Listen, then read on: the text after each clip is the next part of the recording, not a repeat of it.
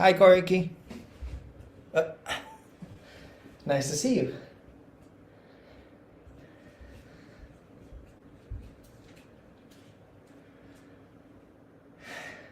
Well, I guess it's time to start, right?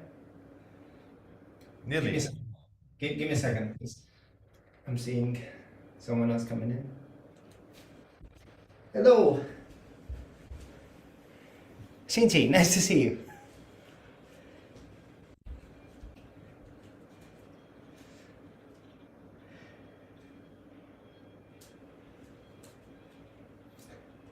Okay.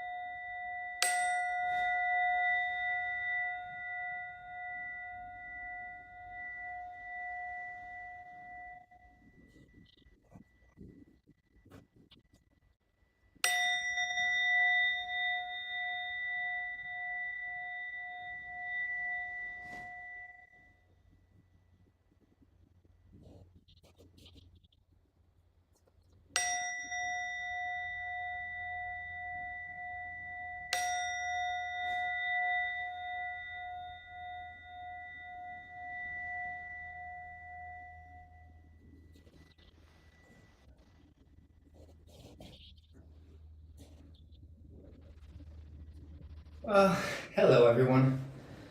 I said hello before, but I'll say it again. Welcome to another Fusatsu ceremony for July. And we're here to, as usual, recommit, be reminded of the precepts, and then recommit to them. And this is whether we formally received them for Jukai or not. This ceremony is just as valid for for everyone. So that's what we're gonna do here for the next 25 minutes or so. Before we start with all the chants and the repentance verse and everything, I wanted to read something for you. It's not actually a Zen text today, but some days ago, I watched a movie that was available with the. Can you hear me well? Okay. I watched a movie that was available with the Japanese Film Festival online, and it was about a well known Japanese writer, and his name is Miyazawa Kenji. And he wrote mainly children books, and some of them became anime movies. But there is one poem that I came across that's recited in the movie, and immediately it made me think of the precepts and our practice and the ideals of the Bodhisattva. And Kenji was actually a very, very devout Buddhist. So there is a relation there. There's a connection with that. So please allow me to read the poem for you before we start. I think the precepts are going to shine on their own. There's no need for me to explain anything about them. He says, neither yielding to rain, nor yielding to wind, yielding neither to snow nor to summer heat. With a stout body like that, without greed, never getting angry, always smiling quietly, eating 1.5 pints of brown rice and bean paste and a bit of vegetables a day. In everything, not thinking of oneself. Looking, listening, understanding well and not forgetting. Living in the shadow of pine trees in a field, in a small reed-thatched hut. If in the east there's a sick child, going to nurse him. If in the west there's a tired mother, going and carrying for her the bundles of rice. If in the south there's someone dying, going and saying, you don't need to be afraid. If in the north there's a quarrel or a lawsuit, saying, it's not worth it, stop it. He will shed tears if a drought comes, and trudge disconsolately if the summer is cold. Called a good for nothing by everyone, he will be praised by no one, and will bother no one. Someone like that is what I want to be. I think that speaks for itself. So there's a precept everywhere inside that aspiration of Kenji's. Okay, time to move on to the very serious ceremony today. The great precepts of Gautama Buddha were kept by all Buddhas. They were transmitted from Buddha to Buddha, and they were received by ancestor after ancestor. Our great master, Gautama Buddha, the precepts to Master Mahakashyapa. Master Mahakashyapa transmitted the precepts to Master Ananda.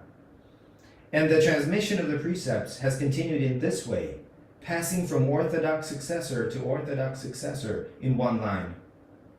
Now we reaffirm our commitment to the precepts, to return the profound benevolence of Gautama Buddha. We trust this to be the true reception of Gautama Buddha's wisdom and life. Respectfully following the approval of Gautama Buddha, we would like to devote ourselves to the precepts, beginning with atoning for past misdeeds.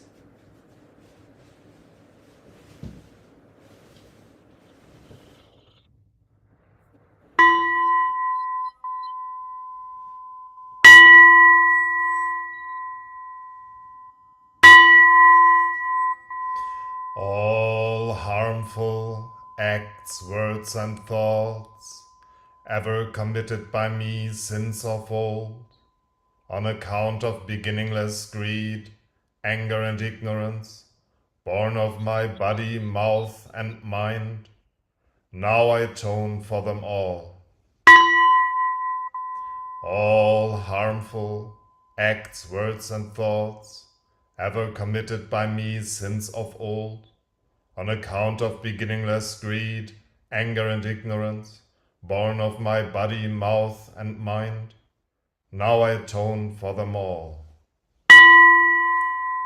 All harmful acts, words, and thoughts ever committed by me since of old, on account of beginningless greed, anger, and ignorance, born of my body, mouth, and mind, now I atone for them all.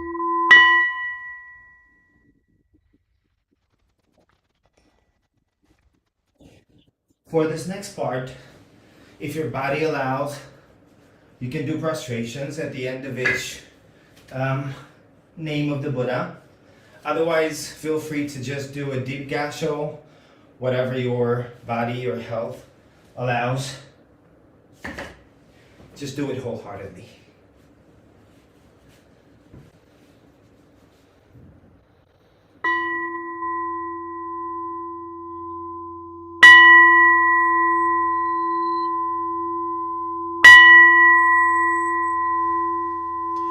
Homage to the 7 Buddhas of the past.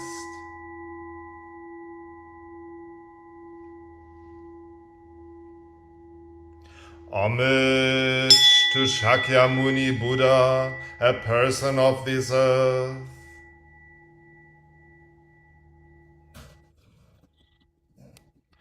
Homage to Miroku Buddha, symbol of hope for the future.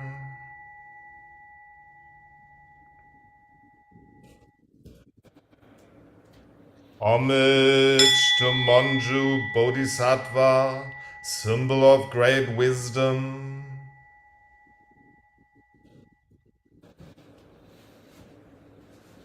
Homage to Fugen Bodhisattva, symbol of great activity.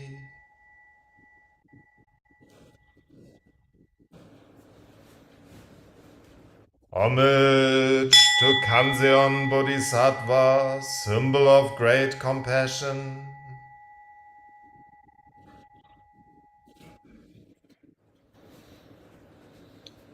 Homage to the successive generations of ancestor bodhisattvas.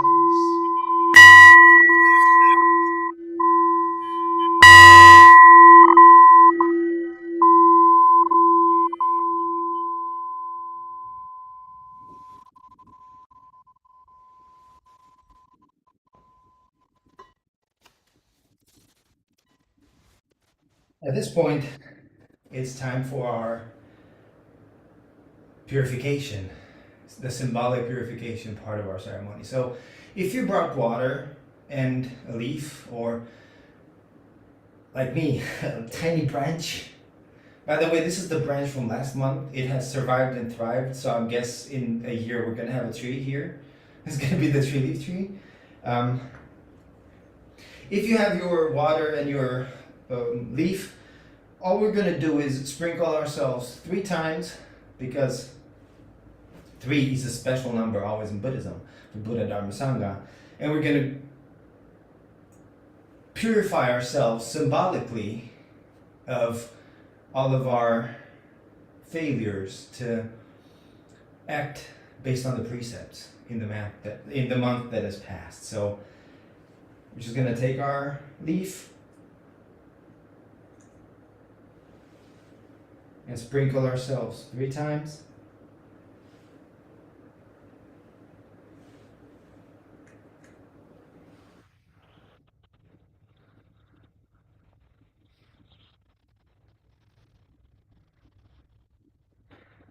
If there's any one of you that doesn't have a leaf, there you go. You have been purified.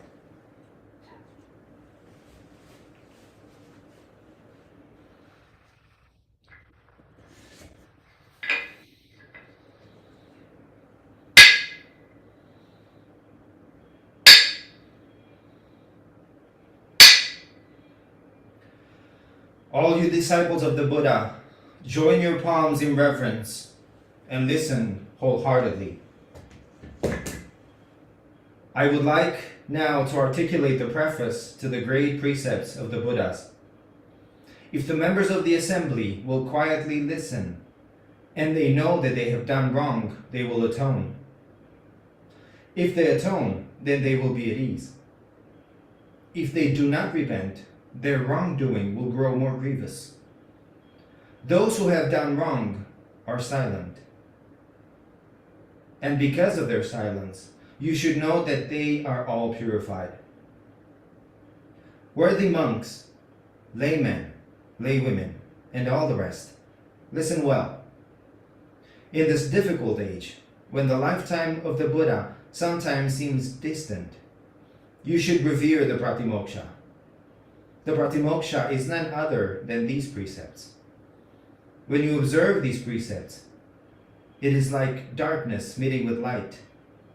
It is like someone poor attaining a treasure. It is like someone who is ill being healed.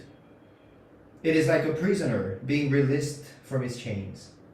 It is like a traveler who is able to return home. You should know that these rules are the great teacher for this assembly of people, no different from the presence of the Buddha in the world here and now. Thoughts of fear are difficult to produce. Unwholesome thoughts are difficult to give rise to. Therefore, a sutra says, do not trivialize minor misdeeds as if they're not problematic. Drops of water, although tiny, will gradually fill a large basin.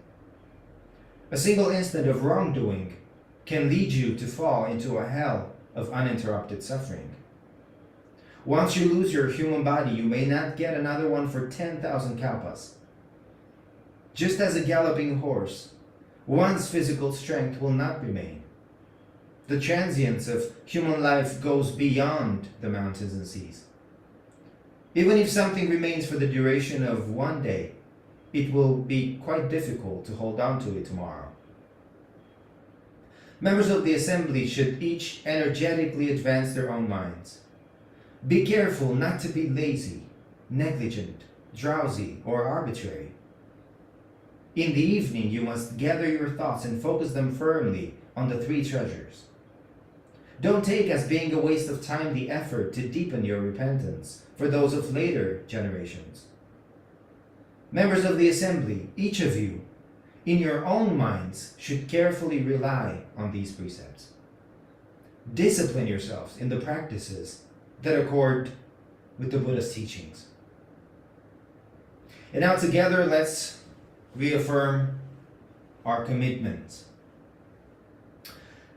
Today, I reaffirm my commitment to seek as I can in this body and life, to avoid doing harm, to seek as I can in this body and life, to live in a healthful and helping way, doing good, to seek as I can in this body and life, to live for the benefit of all sentient beings, to seek as I can in this body and life, to refrain from the killing of life, to seek as I can in this body and life, to live in generosity and refrain from taking that which is not given, to seek as I can in this body and life, to refrain from misusing sexuality and all desire,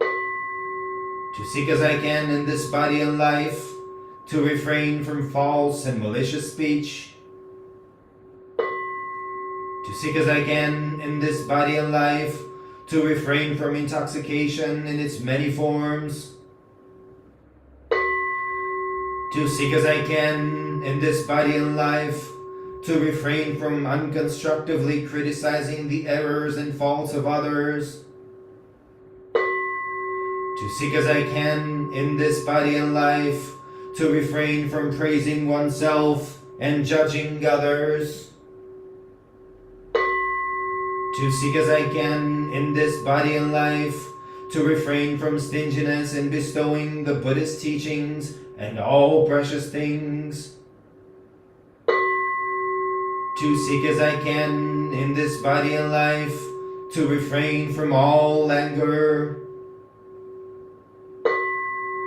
to seek as I can in this body and life, to refrain from disparaging the three treasures, Buddha, Dharma, Sangha.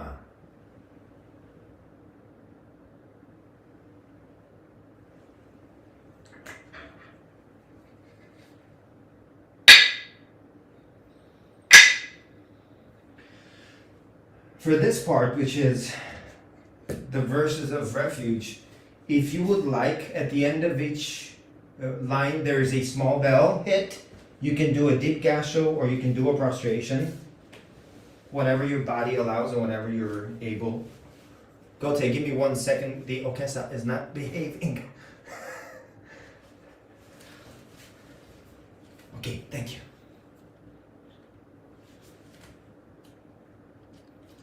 I take refuge in Buddha. May all living beings embody the great way and give rise to the highest aspiration.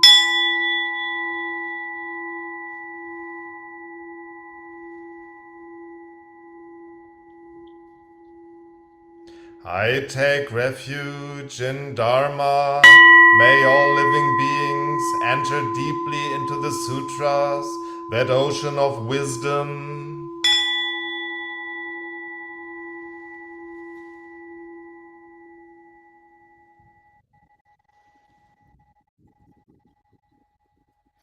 I take refuge in Sangha. May all living beings support the harmony and community, free from all hindrances.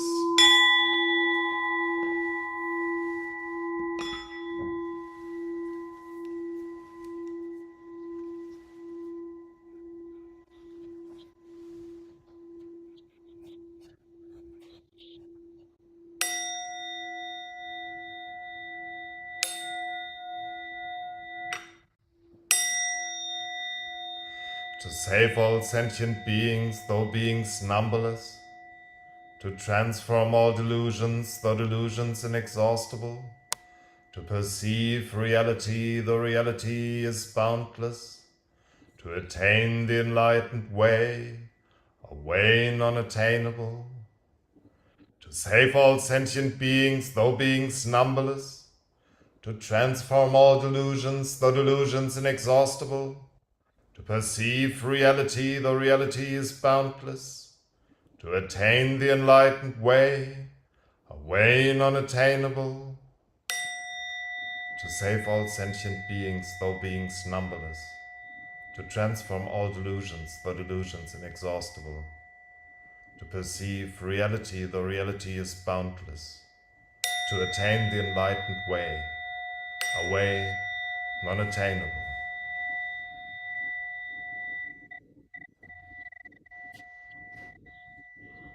Abiding in this ephemeral world, may we exist in muddy water with purity like a lotus. Nothing escapes the boundless mind. Thus we bow to Buddha. Buddha nature pervades the whole universe, reality existing right here now. In reaffirming our commitments to the precepts, we dedicate our sincere efforts to Shakyamuni Buddha, honored one, the historical Buddha and teacher, to the all-pervading and everlasting three treasures, to all arhats and bodhisattvas, mahasattvas, and their relations throughout the Dharma worlds. May we realize and live the enlightened way together.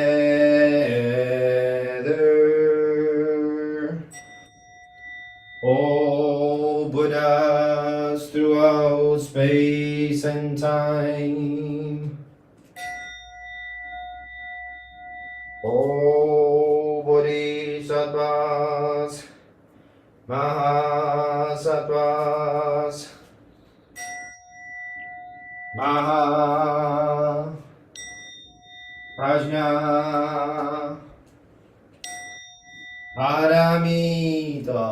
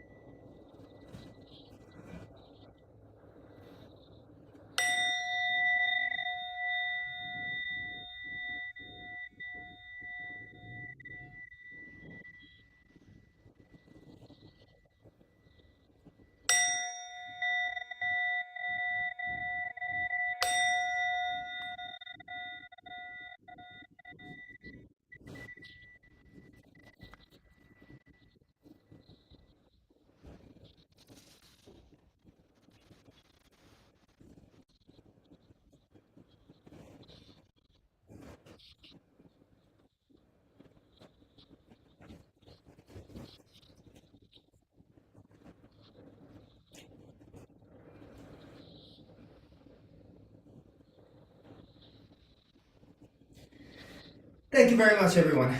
Thank you, Gote. You were very helpful putting up with my misbehaving robes today. Sometimes it happens. Sometimes it's like that. You just cannot control it. I so know what you mean. It was from the very first frustration, and I thought, okay, this is only going to go downhill from here. Brace yourself beyond. And so I did. Thank you so very much for being here, all of you. It's much appreciated. Honestly, Kote and I thought nobody was going to come today. And so, this is pure joy. I hope to see you again next month. It's going to be even hotter, so I'm going to mentally prepare from now. Yeah, I know. It's awful. Thank you so much. Try to, keep the precepts as much as you can until next month. Otherwise, bring a huge bowl of water.